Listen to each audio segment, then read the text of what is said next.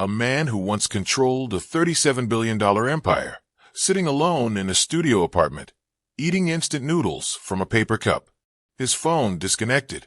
His cars repossessed. His mansion seized by creditors. This isn't the story of a reckless gambler or a drug-addicted celebrity. This is the story of Marcus Chun, one of the most brilliant minds in tech history, who built something extraordinary from absolutely nothing, only to watch it all crumble because he made one fatal mistake. He trusted the wrong person. But here's what makes this story different from every other rise and fall tale you've heard. Marcus didn't lose his fortune to market crashes, bad investments, or regulatory troubles. He lost it all to someone who knew exactly where to strike, someone who had been planning his downfall for over 15 years, someone who sat across from him at board meetings, shared holidays with his family, and was the best man at his wedding. Today, we're going to uncover how a friendship that began in a college dorm room became the most devastating corporate betrayal in modern history. We're going to explore how blind trust can destroy empires, and how the people closest to us sometimes know exactly how to hurt us most. This isn't just a business story. This is a human story about ambition, loyalty, and the price we pay when we place our faith in the wrong hands. So settle in, because what you're about to hear will change how you think about trust, success, and the dark side of the American dream. Before we dive into this incredible story, drop a comment below and tell us what city you're watching from. And if you're ready for more powerful stories like this one, smash that like button and hit subscribe. It really helps create amazing videos for you. Now let's continue. Marcus Chun arrived at State University with exactly $437 to his name, a second-hand laptop that crashed every 20 minutes, and a dream that seemed impossible for a kid from the wrong side of Detroit. His father had worked double shifts at the Ford plant for 16 years before a back injury forced him onto disability. His mother cleaned office buildings at night to keep food on the table. For the Chun family, college wasn't just an opportunity. It was the only escape route from a life of financial struggle. Marcus threw himself into computer science with the desperation of someone who knew failure wasn't an option. While other students partied on weekends, he spent 70-hour weeks in the computer lab, teaching himself programming languages that weren't even part of the curriculum. He survived on vending machine snacks and whatever free food he could find at campus events. That's where he met David Walsh. David was everything Marcus wasn't. Where Marcus was quiet and intense, David was charismatic and smooth-talking. Where Marcus came from poverty, David came from privilege. His father owned a chain of successful restaurants across the Midwest. But what drew them together wasn't their differences. It was their shared obsession with technology and their belief that they could build something revolutionary. Their friendship began over a late-night argument in the computer lab about database optimization. Most students would have walked away from such a technical debate, but David stayed. He challenged Marcus's ideas, improved them, and before dawn, they had sketched out the framework for what would eventually become their first startup. David had the business instincts Marcus lacked.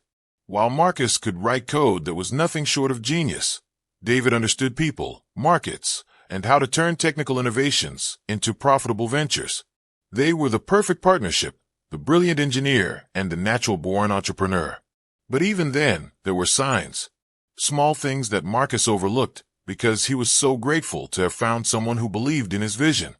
David had a way of taking credit for shared ideas. He would present their joint projects to professors as if they were primarily his work, with Marcus as the technical support. When they won the university's innovation competition with their database management system, David gave the acceptance speech while Marcus stood silently beside him. Marcus told himself it didn't matter. David was better with words, more comfortable in front of crowds. What mattered was the work, not who got the recognition. This thinking would later prove to be his greatest mistake.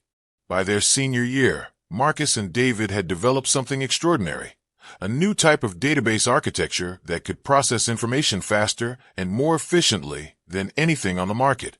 While other students were worried about finding jobs after graduation, they were fielding calls from venture capitalists who had heard rumors about their breakthrough. The technology was completely Marcus's creation. He had spent 2 years refining the algorithms, writing and rewriting millions of lines of code, surviving on 3 hours of sleep a night. But David had something equally valuable: connections. His father's business network included investors, tech entrepreneurs, and industry insiders who could open doors that Marcus never even knew existed. 3 weeks before graduation, they made the decision that would define both their futures. They would drop out, take $50,000 from David's father, and launch their own company. They called it Data Flow Systems. The partnership agreement seemed straightforward at the time. Marcus would be the chief technology officer, responsible for all product development and technical innovation. David would be the chief executive officer, handling business development, fundraising, and operations. They would split ownership 50-50, make all major decisions together, and build something that would revolutionize how companies manage their data. What Marcus didn't know was that David had already been having private conversations with potential investors, presenting himself as the primary founder and Marcus as a talented employee who had helped with development. In David's version of the story, the core technology was a collaborative effort, with his business insights being just as crucial as Marcus's coding skills. Marcus only discovered this months later, during their first major investor presentation. As they sat in a conference room with 3 venture capital firms, David delivered a pitch that painted him as the visionary behind Data Flow while relegating Marcus to the role of technical implementer. The investors were impressed with David's polished presentation and business acumen, but they barely asked Marcus any questions about the technology that was supposedly the foundation of the entire company. After they left the meeting, Marcus confronted David about the misrepresentation. David's response was smooth and persuasive, as always.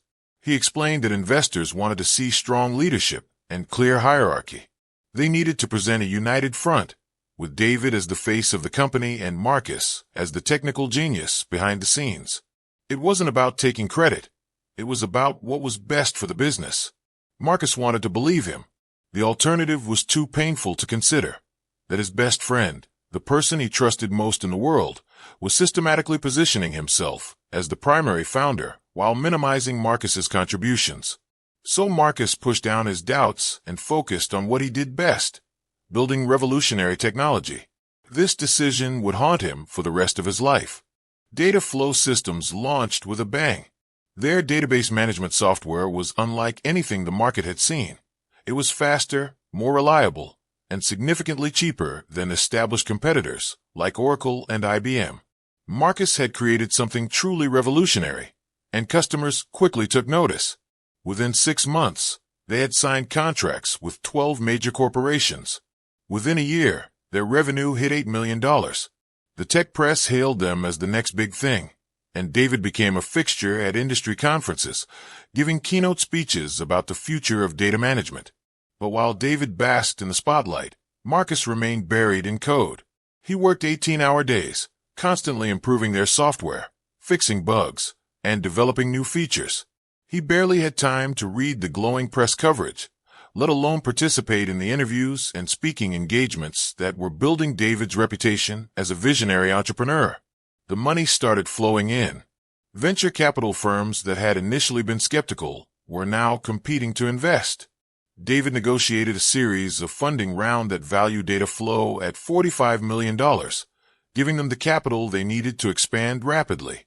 It was during this period that the first major red flag appeared, though Marcus was too exhausted and focused on product development to notice. David had hired a team of executives, a chief financial officer, a head of sales, and a vice president of marketing, without consulting Marcus on any of the decisions. When Marcus questioned why he wasn't involved in building the leadership team, David assured him that these were operational hires that didn't affect the technical side of the business. What Marcus didn't realize was that David had structured these new executives' compensation packages to include significant equity stakes in the company. While Marcus still technically owned his 50%, the dilution from new hires and investor shares was gradually reducing his actual control over the business he had created. David also began making subtle changes to how the company's origin story was told. In interviews, he would say things like, "We developed this technology," rather than giving Marcus specific credit for the technical breakthrough. He would describe their partnership as a perfect blend of technical and business expertise, implying that both elements were equally important to their success. Meanwhile, Marcus's personal life was falling apart. The stress and long hours were taking their toll on his health and relationships. He had lost 30 pounds and developed chronic insomnia. His girlfriend, Sarah, had threatened to leave him if he didn't find better work-life balance. But Marcus felt he couldn't slow down. The company was growing so fast that every day brought new technical challenges and demands. David, on the other hand, seemed to thrive under pressure. He was dating a successful lawyer, had bought a luxury condo downtown, and was already planning their next funding round. He would often joke about how Marcus needed to learn to delegate and enjoy the fruits of their success. But for Marcus, success felt hollow when he was too exhausted to appreciate it. By their third year in business, Data Flow Systems had become a juggernaut. They employed over 300 people across 4 offices. Their annual revenue exceeded $100 million, and industry analysts were predicting they would go public within the next 18 months. Marcus had evolved from a college dropout coding in his apartment to the CTO of one of the fastest-growing tech companies in the country. His database architecture was now used by Fortune 500 companies worldwide, processing billions of transactions every day. He had achieved everything he had dreamed of as a broke college student: financial security, professional recognition, and the knowledge that his work was making a real impact on the world. But something felt wrong. The company had grown so large that Marcus rarely interacted with David anymore, except during formal board meetings and strategic planning sessions. David had surrounded himself with a team of advisors and consultants who seemed to view Marcus as a brilliant but naive technical founder who needed to be managed rather than consulted. During board meetings, Marcus found himself increasingly outnumbered. David had recruited board members who were loyal to him, successful entrepreneurs and investors who respected David's business acumen but had little understanding of the technical complexities that drove their success. When Marcus raised concerns about product direction or resource allocation, he was often dismissed with phrases like, "Let's let the business team handle that," or "Marcus, we need you focused on the technology." The most troubling development was David's push for a new corporate structure. He argued that as CEO, he needed more decision-making authority to move quickly in a competitive market. He proposed restructuring their equity arrangement so that voting rights would be proportional to operational responsibilities rather than simple ownership percentages. Marcus didn't fully understand the legal implications at the time. He trusted David to handle business matters while he focused on product development. So when David presented him with paperwork that would give David majority voting control while maintaining their 50-50 ownership split, Marcus signed without consulting an independent lawyer. This decision would later be identified by business school case studies as one of the most costly mistakes in entrepreneurial history. Meanwhile, Marcus was dealing with increasing pressure on the technical side. As data flow grew, they were attracting competition from tech giants like Microsoft and Google, who were developing their own database solutions. Marcus was working around the clock to stay ahead of the competition, developing new features and improving performance to maintain their market advantage. The stress was overwhelming, but Marcus found purpose in the challenge. He was creating technology that was genuinely improving how businesses operated. Every optimization he made could save companies millions of dollars and help them serve their customers better. This sense of mission kept him going during the darkest moments. What he didn't realize was that David was already planning to cut him out entirely. The first sign that something was seriously wrong came during a routine product review meeting. Marcus had spent 3 months developing a revolutionary new feature that would allow data flow software to integrate seamlessly with cloud computing platforms, advancement that could double their addressable market. When Marcus presented the breakthrough to the executive team, the response was lukewarm. David listened politely but seemed distracted, checking his phone frequently during the technical explanation. The other executives asked few questions and showed little enthusiasm for what Marcus knew was a game-changing innovation. After the meeting, Marcus pulled David aside to discuss the new feature's potential impact. David's response was devastating. "Look, Marcus, I appreciate all your hard work, but we need to be realistic about market timing. The board thinks we should focus on optimizing our existing products rather than chasing new technical capabilities that our customers haven't asked for." Marcus was stunned. This wasn't about market timing. This was about maintaining their competitive advantage against tech giants who were investing billions in cloud-based solutions. If data flow didn't evolve, they would be obsolete within 2 years. But when Marcus tried to explain this to the board, he found himself facing a wall of skepticism. David had apparently been having private conversations with board members, expressing concerns about Marcus's tendency to pursue interesting but impractical technical projects.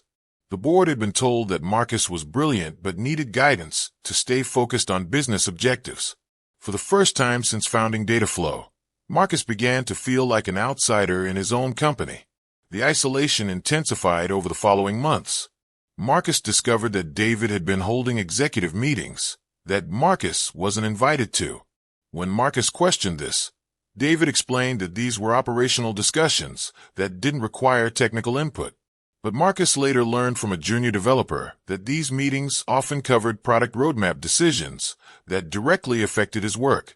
Marcus also began noticing changes in how David spoke about their partnership in public.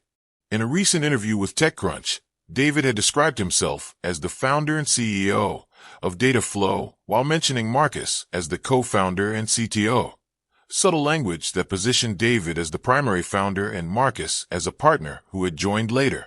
When Marcus confronted David about this misrepresentation, David laughed it off as a reporter's mistake. "You know how these journalists are," he said. "They never get the details right. What matters is the business, not who gets mentioned first in some tech blog." But Marcus was starting to see a pattern. Every public mention of Dataflow somehow diminished his role while elevating David's. Press releases described innovations as company breakthroughs, rather than crediting Marcus's technical leadership. Industry awards were accepted by David, who would thank his team, without specifically acknowledging Marcus's contributions. The most painful moment came during Dataflow's 5th anniversary celebration. David gave a speech to the entire company about their journey, from college dorm room to industry leader. He talked about the challenges they had overcome, the innovations they had created, and the bright future ahead of them. But as Marcus listened, he realized that David was telling their story as if he had been the primary driver of their success, with Marcus playing a supporting role as the technical implementer of David's vision. The speech erased Marcus's central role in creating the technology that had built their empire. That night, Marcus lay awake, wondering how his best friend had become someone he barely recognized. What Marcus didn't know was that David had been planning his exit strategy for over 2 years. While Marcus focused on product development, David had been systematically building relationships with potential acquirers and positioning himself as the indispensable leader of Dataflow systems. David's strategy was sophisticated and methodical. First, he had gradually shifted key business relationships to report directly to him rather than being shared responsibilities. Customer contracts, vendor agreements, and partnership deals all went through David's office. Slowly but systematically, Marcus was being cut out of the business side of their business. Second, David had been documenting what he called operational challenges with Marcus's leadership style. He had created a file of emails and meeting notes that painted Marcus as a brilliant but difficult technical founder who was resistant to business input and focused on impractical innovations rather than market demands. This narrative was carefully shared with board members and key employees, creating a consensus that Marcus needed more oversight and less autonomy. Third, David had begun recruiting replacements for Marcus's technical leadership. He hired a VP of engineering who reported to David rather than Marcus, effectively creating a parallel technical organization that could operate independently of Marcus's input. When Marcus questioned this hiring decision, David explained it as scaling the technical team to support our growth, rather than acknowledging it as a direct challenge to Marcus's authority. The most devastating element of David's plan was how he had restructured Marcus's equity position. Through a series of complex corporate maneuvers, new employee stock option pools, consultant equity grants, and preferred share conversions, David had managed to dilute Marcus's effective control over the company while maintaining the appearance of their 50-50 partnership. Marcus still owned his shares, but David had voting control over key decisions. More importantly, David had negotiated termination clauses that would allow the board to remove Marcus from operational responsibilities while limiting his ability to sell his shares or start competing businesses. All of this was legal. David hadn't stolen anything or forged documents. He had simply used his business expertise and Marcus's trust to systematically position himself as the indispensable leader while making Marcus expendable. The final piece of the trap was David's cultivation of an acquisition opportunity with Tech Giant Corp., one of the largest enterprise software companies in the world. Tech Giant was interested in Dataflow's technology, but David had convinced them that the acquisition would be simpler and more valuable if it came with unified leadership rather than a complex co-founder dynamic. David's pitch to Tech Giant was elegant in its betrayal. Dataflow was a tremendously successful company built around groundbreaking technology, but it suffered from divided leadership between a business-focused CEO and a technically brilliant but operationally challenging CTO. The acquisition would be most successful if Tech Giant could work with a single point of contact who understood both the technical and business aspects of the opportunity. Tech Giant's response was exactly what David had hoped for. They were interested in acquiring Dataflow, but they wanted assurance that post-acquisition integration would be led by David rather than requiring them to navigate a complicated co-founder relationship. David assured them this wouldn't be a problem. The beginning of the end came on a Tuesday morning in October, when Marcus arrived at his office to find an envelope marked confidential on his desk. Inside was a letter from Dataflow's board of directors, signed by David as chairman and CEO. The letter was corporate and cold, written in the language of business efficiency rather than personal relationship. It informed Marcus that the board had voted to restructure the technical leadership team to better align with our strategic objectives and acquisition timeline. Marcus was being removed as CTO, effective immediately, though he would retain his equity position and serve as a technical advisor to the company. Marcus read the letter 3 times before the reality sank in. He had been fired from the company he had created, by the business partner he had trusted with his life's work. The cruelest detail was the timing. Marcus later learned that David had called the board vote for the day after Marcus left for his father's funeral in Detroit. While Marcus was grieving with his family, David was convincing the board that Marcus's increasingly erratic behavior and resistance to business guidance made him a liability to their acquisition discussions. When Marcus returned to the office the following week, he found that his access to technical systems had been revoked, his direct reports had been reassigned, and his office had been cleared out. A security guard escorted him to HR to discuss his transition to an advisory role. The HR meeting was a masterpiece of legal protection disguised as corporate compassion. Dataflow's lawyers had prepared a separation agreement that would give Marcus a generous consulting fee and allow him to retain his equity position, but only if he agreed to a comprehensive non-compete clause and confidentiality agreement. He would be paid well for his silence and prevented from starting any competing business for 3 years. Marcus was trapped. If he signed the agreement, he would be financially secure but professionally neutered, unable to use his expertise to build anything new. If he refused to sign, Dataflow could terminate him for cause and potentially challenge his equity position through expensive litigation. With no good options, Marcus signed. David's public explanation for Marcus's departure was carefully crafted to sound amicable and strategic. He told the tech press that Marcus had chosen to step back from day-to-day operations to focus on research and development in an advisory capacity. Industry observers noted that co-founder transitions were common as companies scaled and prepared for acquisition. What they didn't know was that Marcus had been systematically isolated, undermined, and ultimately betrayed by the person he trusted most. But David's betrayal was just beginning. Within 6 weeks of Marcus's removal, David announced that Dataflow Systems had agreed to be acquired by Tech Giant Corp. For $3.2 billion. The deal was hailed by industry analysts as one of the most successful tech exits of the year, and David was praised for his strategic vision in building a company that commanded such a premium valuation. For Marcus, the acquisition should have represented the ultimate validation of his life's work and financial security beyond his wildest dreams. His 50% equity stake would be worth $1.6 billion, making him one of the wealthiest tech entrepreneurs in the country. But David had one final betrayal waiting. The acquisition paperwork revealed a clause that Marcus had never seen before, a key person provision that David had negotiated during their last funding round. This clause stated that if any co-founder was not actively serving in an operational capacity at the time of acquisition, their equity would be subject to a retention adjustment to reflect their reduced contribution to the company's final value. Marcus's lawyers explained the devastating reality. Because he was no longer serving as CTO at the time of acquisition, his equity payout would be reduced by 75%.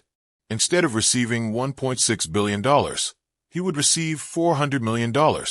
Still a fortune by any measure, but a massive reduction that would transfer $1.2 billion from Marcus to David and other stakeholders. The provision was legal and binding. David had inserted it during a complex funding round 18 months earlier, buried in hundreds of pages of legal documents that Marcus had trusted David to negotiate. Marcus's lawyers confirmed that he had no realistic legal recourse. The clause was clearly written and properly executed. But the financial betrayal was only part of David's strategy. The more devastating blow was how David controlled the narrative around Dataflow's success and Marcus's role in creating it. In interviews following the acquisition, David consistently presented himself as the primary architect of Dataflow's success. He would acknowledge Marcus as a brilliant technical co-founder who played an important role in our early development. But the clear implication was that Marcus had been a valuable employee rather than an equal partner in creating their revolutionary technology. Tech Giant's press release announcing the acquisition mentioned Marcus only once, describing him as former CTO Marcus Chun, who developed the initial database architecture that formed the foundation of Dataflow's technology platform. David was described as visionary founder and CEO David Walsh, who built Dataflow into an industry-leading enterprise software company. The tech press largely accepted this narrative. Articles about the acquisition focused on David's business acumen and strategic leadership, mentioning Marcus primarily as a technical contributor who had stepped back from operations before the sale. Marcus's central role in creating the technology that made Dataflow valuable was gradually being erased from their shared history. Marcus watched from the sidelines as David became a tech industry celebrity, giving keynote speeches about entrepreneurship and innovation while receiving credit for breakthroughs that Marcus had actually created. The most painful moment came when David was profiled on the cover of Forbes magazine as the visionary who built a $3.2 billion empire. The article mentioned Marcus only in passing, describing him as an early technical partner who had helped implement David's innovative vision for database management. Marcus realized that David hadn't just stolen his company and his money. He had stolen his legacy. After the acquisition closed, Marcus found himself in an impossible position. He was wealthy beyond imagination but professionally destroyed. The non-compete agreement prevented him from starting a new tech company or even working for a competitor. The confidentiality clause prevented him from publicly correcting the narrative about his role in creating Dataflow's technology. He was trapped in what he called golden handcuffs, financially secure but professionally neutered. Marcus threw himself into angel investing, hoping to find purpose in helping other entrepreneurs build innovative companies. But every pitch meeting reminded him of what he had lost. Young founders would approach him seeking technical advice, not realizing that he was the actual creator of the database architecture that had revolutionized enterprise software. Meanwhile, David was thriving in his new role as a senior executive at Tech Giant. The acquisition had made him one of the most sought-after speakers on the tech conference circuit, and he was frequently quoted in business publications as an expert on entrepreneurship and company building. The contrast was devastating for Marcus. While David received public recognition for their shared achievements, Marcus had been effectively erased from the story of Dataflow's success. Industry insiders who knew the real history were bound by their own professional relationships with David and Tech Giant. Publicly supporting Marcus's version of events would jeopardize lucrative business connections. Marcus's personal life also began to deteriorate. The isolation and betrayal had triggered severe depression and anxiety. He had difficulty trusting new business relationships, constantly questioning whether potential partners had hidden agendas. The paranoia that had once seemed ridiculous now felt like a reasonable response to his experience with David. His relationship with Sarah ended after she grew tired of his obsession with the betrayal. Friends from college stopped returning his calls because every conversation inevitably turned into a bitter rehashing of how David had stolen his life's work. Marcus was becoming someone people wanted to avoid rather than someone they enjoyed spending time with. But Marcus's lowest point came when he discovered David's next move. Using his credibility from the data flow success and his position at tech giant, David had started a new venture capital fund focused on early-stage enterprise software companies. He was now in a position to identify and fund the next generation of database and cloud computing innovations, essentially building a career around the technical expertise he had appropriated from Marcus. David's fund, Walsh Ventures, raised $200 million from institutional investors who were attracted to David's track record as a successful entrepreneur. The fund's marketing materials described David as the founder and CEO who built data flow from a college dorm room concept into a $3.2 billion industry leader. Marcus realized that David had achieved something even more devastating than stealing his company. David had stolen his identity as a technical innovator and was now using that stolen identity to build an entirely new empire. The betrayal was complete and ongoing. What David didn't anticipate was that his success would make him careless. Confident that he had completely neutralized Marcus as a threat, David began taking risks that would ultimately expose his systematic deception. The first crack in David's carefully constructed narrative appeared when an investigative journalist named Jennifer Martinez started researching a feature story about the most successful tech acquisitions of the decade. Martinez was known for her meticulous research and her willingness to dig deeper than the standard press release summaries that most business reporters relied upon. While interviewing early data flow employees for background on the company's founding, Martinez discovered inconsistencies in David's version of their origin story. Multiple engineers who had worked closely with Marcus during the early years described him as the primary technical visionary behind their database architecture, contradicting David's public claims about collaborative development. More damaging were email threads that Martinez obtained through her sources at Dataflow. These emails, sent during the company's first 2 years, showed Marcus working alone on technical breakthroughs, while David focused on business development.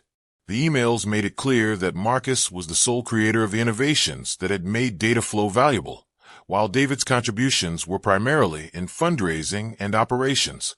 Martinez also discovered the key person clause that had reduced Marcus's acquisition payout.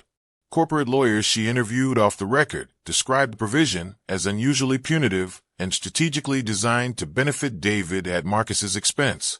One lawyer called it the most elegant screwing of a co-founder I've ever seen.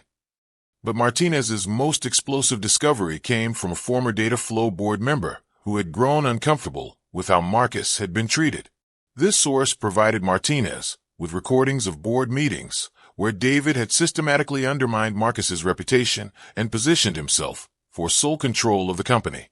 In these recordings, David could be heard describing Marcus as technically brilliant but completely naive about business realities, and arguing that investors and acquirers want to work with a single point of contact, not a complicated co-founder dynamic.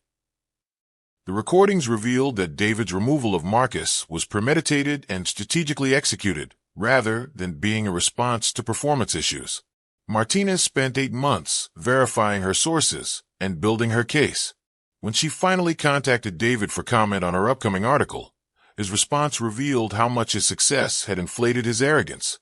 Rather than offering a nuanced explanation of his decisions, David dismissed Martinez's research as disgruntled employee gossip and threatened legal action if she published defamatory claims about my leadership of Dataflow. He appeared to believe that his current position at tech giant and his reputation in the venture capital community made him untouchable. David's threatening response convinced Martinez that her story was worth pursuing aggressively. She had uncovered not just a business betrayal, but a systematic fraud that had deceived investors, employees, and the entire tech industry about who deserved credit for one of the most important innovations in enterprise software. The article was scheduled for publication in the next month's issue of Business Investigation Quarterly, one of the most respected publications in corporate journalism. Marcus had no idea that vindication was coming. Jennifer Martinez's article, titled The Stolen Empire: How David Walsh Built a Billion-Dollar Reputation on His Partner's Innovation, was published on a Monday morning and immediately sent shockwaves through the tech industry. The article was devastating in its detail and uncompromising in its conclusions. Martinez had documented every aspect of David's systematic betrayal, from the early misrepresentations to investors through the final acquisition clause that had transferred over $1 billion from Marcus to David. The piece included recorded conversations, email evidence, and testimony from multiple sources who had witnessed David's deception firsthand. But what made the article truly damaging was Martinez's clear explanation of the technical innovations that had made data flow valuable. She had consulted with independent database experts who confirmed that Marcus's architectural breakthroughs were genuinely revolutionary and that David had no significant technical contributions to their development. The article painted a picture of David as a sophisticated fraudster who had used his business skills and Marcus's trust to systematically appropriate credit for innovations he had never created. Martinez's conclusion was unsparing. David Walsh has built his entire career on a lie, claiming credit for technical breakthroughs that were solely the work of his betrayed partner. The response was immediate and brutal. Within hours of publication, tech industry social media was flooded with commentary about the article. Many readers expressed shock at the extent of David's deception, while others questioned how such a systematic fraud could have gone undetected for so long. Tech giant Corp issued a terse statement saying they were reviewing the allegations and would take appropriate action based on our findings. Walsh Ventures suspended fundraising for their new investment fund, pending resolution of these serious claims. Several tech conferences canceled David's upcoming speaking engagements. But the most significant response came from the tech industry's informal network of entrepreneurs and investors. People who had done business with David began privately questioning whether his other ventures and investment decisions had been similarly deceptive. Trust, once lost, spread doubt across all his professional relationships. David's initial response was to attack Martinez's reporting as biased journalism based on unreliable sources. He published a blog post defending his role at Dataflow and describing Marcus as a talented but difficult partner who struggled with the business realities of scaling a technology company. But David's defense was undermined by the evidence Martinez had presented. The email threads and recorded conversations spoke for themselves, and David's attempts to dismiss them as taken out of context only highlighted how damaging the actual context was to his reputation. More damaging was David's obvious panic. His blog post was defensive and angry rather than confident and explanatory. Industry observers noted that an innocent person would likely provide clear explanations and documentation rather than attacking the messenger and questioning the motives of sources. Within 2 weeks, the narrative around Dataflow's success had completely reversed. Marcus was now seen as the wrong technical genius who had created revolutionary technology only to be betrayed by his manipulative business partner. David was viewed as a cautionary tale about the dangers of charismatic leaders who built their success on other people's work. For Marcus, the vindication was overwhelming and cathartic. After years of watching David receive credit for his innovations, the truth was finally public and widely accepted. But vindication came with its own complications. The collapse of David Walsh's reputation was swift and comprehensive. Within 3 months of Martinez's article, he had been forced to resign from his executive position at tech giant Corp and shut down Walsh Ventures after investors withdrew their commitments. Speaking engagements were canceled, board positions were terminated, and business partnerships dissolved. The tech industry, which had celebrated David as a visionary entrepreneur, now treated him as a pariah. His professional network abandoned him, and former allies publicly distanced themselves from his tainted reputation. The same media outlets that had profiled him as a successful founder now published follow-up articles analyzing the warning signs they had missed and questioning their own role in promoting his fraudulent narrative. For Marcus, vindication brought unexpected challenges alongside satisfaction. While he was finally receiving credit for his technical innovations, The intense media attention was overwhelming for someone who had always preferred working behind the scenes. Interview requests, documentary proposals, and book deals flooded his inbox from people who wanted to capitalize on his story of betrayal and redemption. More significantly, Marcus discovered that public vindication couldn't undo the personal damage that years of betrayal and isolation had caused.